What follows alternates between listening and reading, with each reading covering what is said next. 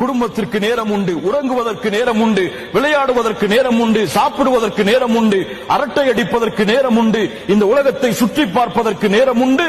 எந்த இறைவனை வணங்குவதற்கு 5 நேர தொழுகைகளை ஒரு நாளில் சரிவர தொழுக முடியவில்லையோ அந்த கடமையை அல்லாஹ் நேரடியாக நபிக்கு கூறினார்.